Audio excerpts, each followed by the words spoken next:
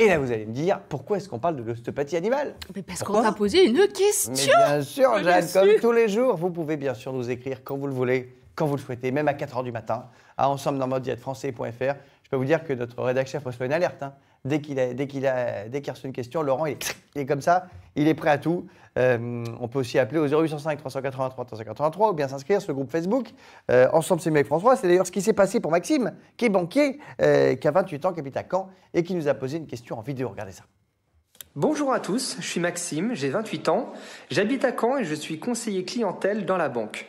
Je souhaitais savoir à quel moment il était recommandé d'amener son animal chez un ostéopathe et est-ce uniquement recommandé pour des maladies physiques ou pas? Merci à vous. Alors, une maladie non physique, j'imagine qu'il veut dire un truc genre mal de crâne peut-être. Maladie mentale, oui, de son chien. je sais pas ce que ça veut dire. Non mais ça, oui c'est ça peut être un rhume par exemple. Est-ce que l'ostéopathie peut être utile en cas de rhume? Je ne sais pas, mais heureusement nous avons avec nous deux experts en plateau, enfin deux expertes en l'occurrence, que je vous présente avec plaisir. Nous avons Caroline Verret. Bonjour Caroline. Bonjour. Vous êtes docteur vétérinaire et ostéopathe. Oui. Vous êtes les deux. Voilà. Voilà. Et du coup maintenant c'est vrai que vous êtes beaucoup plus dans l'ostéopathie, c'est ce que vous Je disiez. fais plus que ça maintenant. Ah, plus que ça. Voilà. Attends, c'est très étrange, vous allez nous en parler. Et puis à côté de vous, Julia. Bonjour. Bonjour. Alors vous n'êtes plus vous êtes ostéopathe, ostéopathe animalière. Exactement. Voilà, vous avez fait l'école de Rouen et vous êtes spécialisé dans les gros trucs.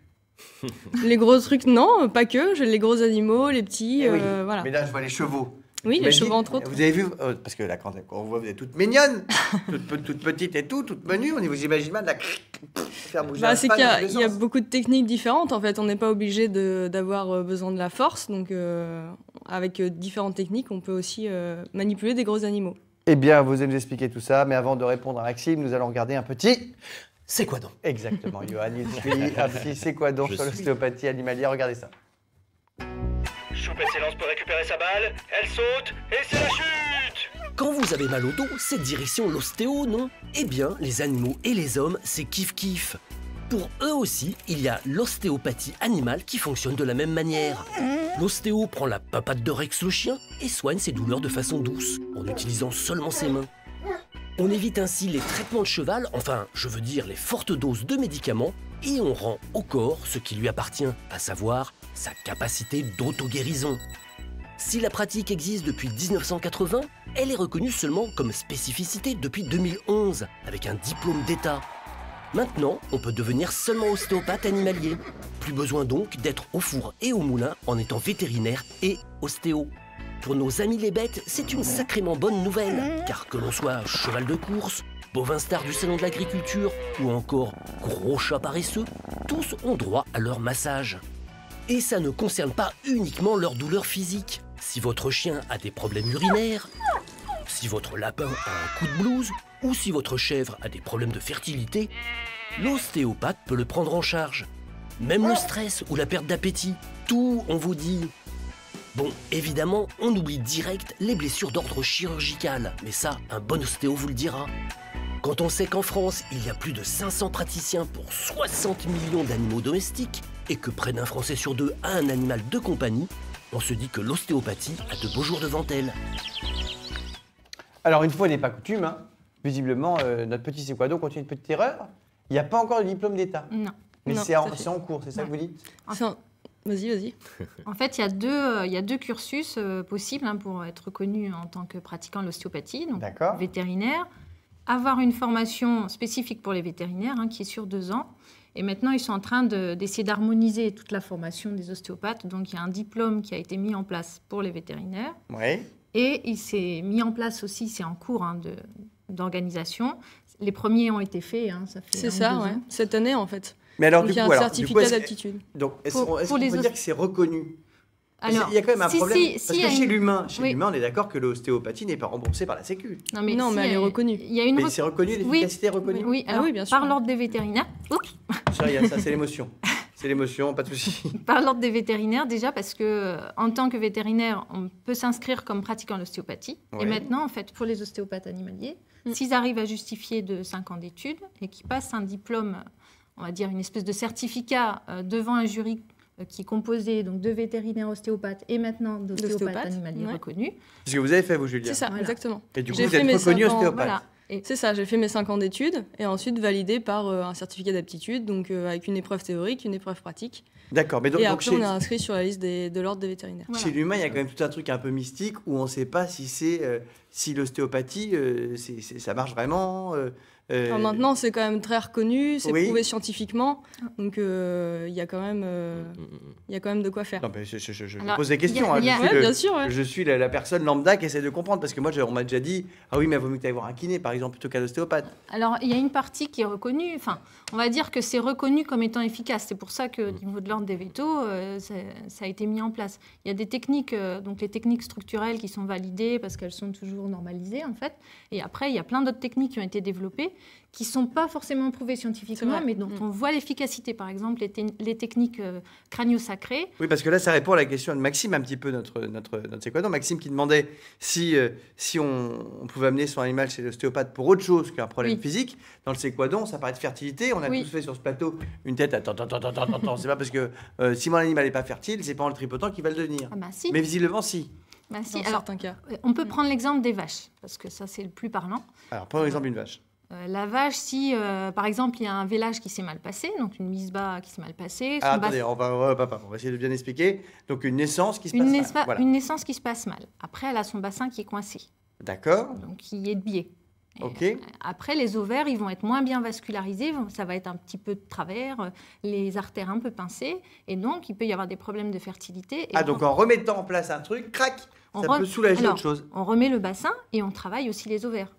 D'accord. Mais par exemple, je sais pas moi si l'animal a l'air d'avoir mal au crâne ou. Oui, ça marche. Oui, Mais ça comment on marche fait? aussi. Parce que, excusez-moi, mais je me mets à votre place. Un humain, il est capable de dire oh là là, j'ai un début de sciatique là, mon vieux, je suis pas bien, j'ai un peu mal au dos. L'animal, il te regarde, il fait.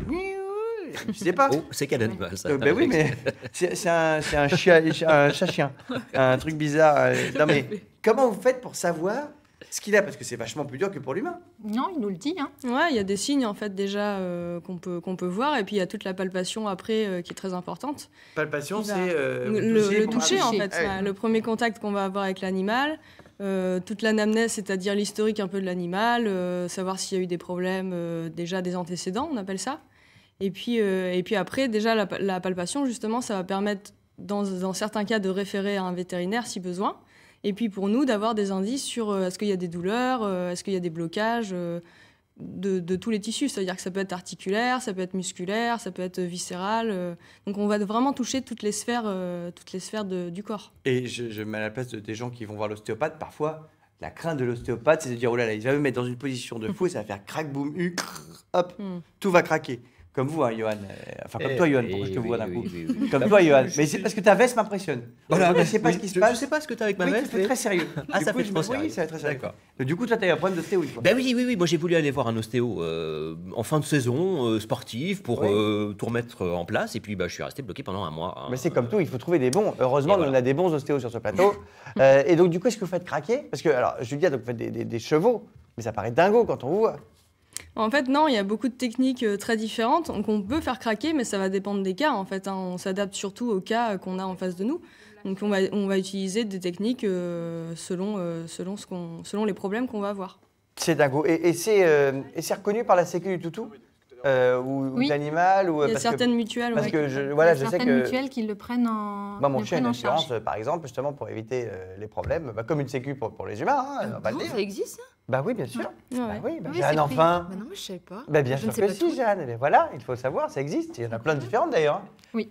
Et Et du coup- justement, si vous voulez éviter les problèmes sur votre chien, c'est recommandé de faire une à 2 séances d'ostéopathie par an, comme pour nous en fait. En prévention, c'est vraiment très efficace. Et donc, ça peut être remboursé par certaines assurances pour Par chiens. certaines mutuelles, oui. Comme il y a certaines mutuelles aujourd'hui qui remboursent d'ailleurs chez l'humain. Voilà. C'est ça. Mais Voilà. en général, c'est vrai que ça rembourse genre 2 ou 3 fois par an. Quoi. Pas plus. Voilà, c'est ça. ouais, C'est ouais. plus justement, comme vous dites, de la prévention, Ouais, de la sécurité. ouais. Ou alors si c'est dans le cadre d'une maladie. Tout à fait. Et Alex, sais-tu que Julia a manipulé un lama? Un lama. Ça m'est arrivé une fois. Mais il oui. n'y a pas beaucoup de lamas en Normandie quand Il n'y en a même. pas beaucoup. C'est Bah, pas alors le c'était truc dans le la plus Manche, fréquent, mais C'était dans la effectivement. Manche Ouais, c'était dans la Manche. Non, c'est pas ce que je fais le plus. Hein. C'est Bah vrai. oui, il nous a pas craché dessus, Mais- j'espère. Il m'a pas craché dessus. Et alors, il était avait sympa. quoi le lama? Et bah, il était pas très en forme. Il voulait plus trop manger. Il boitait un peu. Et c'était un peu en état de forme un peu Ok. moins bon que d'habitude. Et du coup, vous avez fait quoi? Et ben en fait, il avait beaucoup de blocages, notamment au niveau du dos, du début du dos, ce qui fait qu'il avait du mal à baisser la tête un peu. Donc il s'alimentait moins et il était un peu fatigué. D'accord, et vous l'avez remis en place. Bah ouais. Mais ça peut être aussi des massages délicats, c'est pas obligé d'ardent.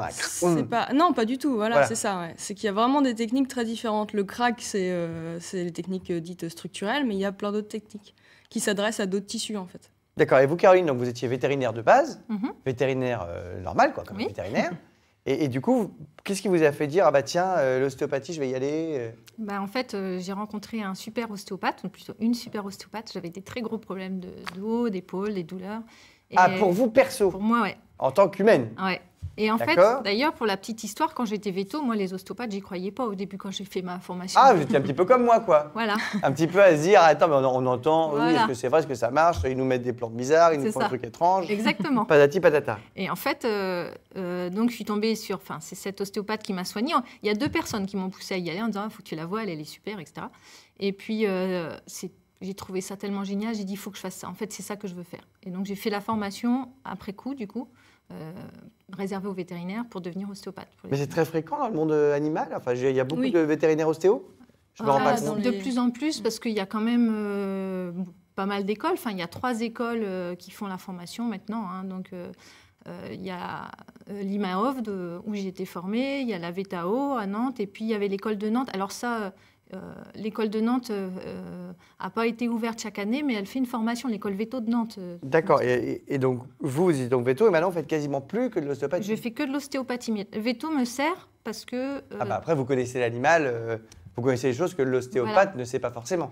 Après, dans certains cas, je vais dire, là, ça dépasse le cadre de l'ostéo, ou là, il faut faire en plus tel examen, aller voir votre vétérinaire. Enfin, je travaille avec les confrères pour, dans certains cas, pousser à telle analyse sanguine ou prise de sang, ou radiographie, échographie, si vraiment je sens qu'il y a quelque chose qui dépasse le simple cadre de l'ostéopathie. Mais c'est fou. Je sais pas, Jeanne, si un seul coup elle a un problème avec son poisson, enfin elle a plein de poissons, mais je suis pas sûr qu'un poisson est chez l'ostéopathe. Si elle a un problème avec son chien, si elle vous l'amène, ça coûte combien par rapport à un vétérinaire normal? Enfin, c'est pas un truc de vétérinaire, quoi. Ça coûte combien? Alors, moi, personnellement, sur les chiens, ça coûte 55 €. Ça dure 1 heure. Mais les tarifs sont variables. En fait. Et une visite vétérinaire, c'est combien pour qu'on ait une espèce d'idée de comparaison? Une visite vétérinaire, c'est 25 €. Mais moi, je fais que de l'ostéopathie. Donc, moi, je n'ai pas les charges du vétérinaire. Vous avez des vétérinaires ostéopathes qui pratiquent les deux en même temps, qui vont vous demander des tarifs plus élevés parce qu'ils ont des charges beaucoup plus importantes, parce qu'ils ont à gérer leur structure, leur cabinet, etc. Un local et tout ça. Voilà. Mais alors, il y a un service après qui est différent parce qu'il y a vraiment une prise en charge globale par tout le vétérinaire. D'accord, parce que vous êtes plutôt genre à vous déplacer maintenant, du coup. Moi, je me déplace, ouais. Voilà. Je fais un itinérant. Et vous êtes vers Falaise. Ouais, Falaise. Ouais. Voilà, donc on peut se promener autour de la falaise, il ne faut pas tomber de la falaise, évidemment. Voilà. On y va et on vous trouve. Toi, Jeanne, tu as trouvé d'autres façons de soigner nos toutous? Oui, et l'hydrothérapie. L'hydrothérapie, c'est quoi? C'est la cure? C'est quoi? C'est un traitement qui utilise les propriétés de l'eau chaude, en fait, tout simplement. Ah, c'est que de l'eau chaude? C'est que de l'eau chaude. Et il existe un centre du côté de Lisieux, à Moyaux. Regardez ce petit toutou là qui se promenait dans l'eau, il avait l'air trop bien. Ouais. Et en fait, ils sont dans des espèces de, comment dire ça, une espèce d'aquarium. Le chien dedans. Ah bah, nous dit voilà, encore des aquariums comme chez toi. Absolument. Et dedans, tu as un tapis roulant et le chien marche dans l'eau et ça réduit ses douleurs. Ah, mais c'est de l'aquagym en fait. Ouais, ça peut ressembler un peu à ça. Bah non, mais c'est ça. Bah oui, en gros. C'est un peu ça. C'est de l'aquagym pour toutou. Exactement. Et ils ont aussi accès à un spa. Tu te rends compte, les chiens, ils peuvent aller au spa, c'est comme incroyable. Attends, le spa, je sais jamais parce que. Est-ce que le spa, c'est le truc où... Le spa, c'est tu sais, non, mais je confonds, il y a spa, hammam, sauna, je mélange tout, moi. C'est le bain à bulles, avec les bulles... Espèce de jacuzzi, quoi. Oui, voilà, une espèce de jacuzzi, pareil, avec l'eau chaude, ça leur fait beaucoup de bien, ça diminue leur douleur. Bon, mais c'est pas mal, c'est où ça, du coup? C'est du côté de Lisieux, c'est le centre de Moyaux. Et ça coûte cher? Je ne sais pas si ça coûte cher, c'est une très bonne question, mais les prix varient.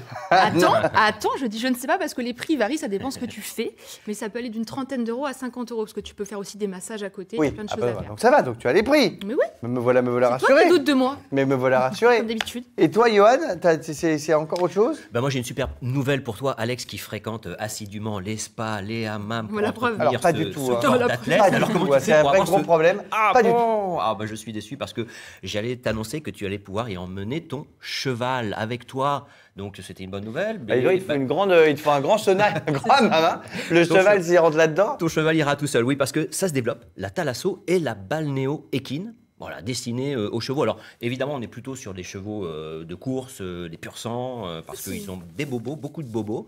Alors, on peut anticiper des bobos. Le blues, par exemple, le blues de l'entraînement. Attends, c'est quoi le blues de l'entraînement? Eh ben, ce qu'il faut savoir, c'est que les pur sang s'entraînent quotidiennement. Et, un peu comme toi dans cette émission. il y a la fatigue physique et qui s'accompagne d'une fatigue mentale. Ah oui. L'ancien sportif de haut niveau que tu es oui. le sait. Voilà, eh bien, on peut, par des soins, il y a des cataplasmes, donc des bains de boue, par exemple. Comme l'être humain, on lui applique des bains de boue, on le met dans des bains à bulles, Mais vous dans imaginez des pour un piscines. cheval le truc qu'il faut? Ah oui, c'était Vous grosse connaissez ça installation. Ouais, on connaît bien. Ouais. Bah, c'est vrai que c'est assez complémentaire, donc c'est vraiment sympa que ça se développe comme ça. Ouais. Ouais, Et parce ça que marche du coup, très vous bien. pouvez les traiter là-dedans, les mettre dans des bains, voir Ouais. comment ça réagit. Mhm. Enfin, des bains de boue pour un cheval, t'imagines le truc? Il faut une piscine à boue, quoi. Ah bah ce sont des C'est endroits grand dédiés, bien sûr. C'est Eh oui. grand, ce sont des endroits dédiés et vraiment destinés uniquement aux chevaux qui sont également sur des tapis de course parce qu'il y a moins d'impact. Donc voilà, pour eux, pour leur entraînement, c'est super agréable. Et puis mentalement, on constate évidemment des grandes différences. Et du coup, c'est pour les chevaux, ça va être très cher, non? Parce que c'est Alors, cher, hein. bon, on est à 60 € une séance de spa, Oh. balnéo, donc voilà, C'est pas beaucoup plus cher que pour un humain. C'est hein. pas beaucoup plus cher. Oui, non, en c'est revanche, vrai. Ouais, non, C'est pas beaucoup clair. plus cher que si pour on est un en humain. pension, il faut compter 1000 à 1600 € Ah. pour une pension mensuelle. Ah oui. Ah, tout de suite. Ah bah là, tout de suite, oui, c'est plus élevé. C'est plus élevé. Mais une pension mensuelle, c'est-à-dire que c'est comme un haras, on le laisse là-bas. Voilà, et- vous le laissez pendant un mois, mais là, c'est Alors, parce les haras, que... ça coûte cher aussi, hein, maintenant.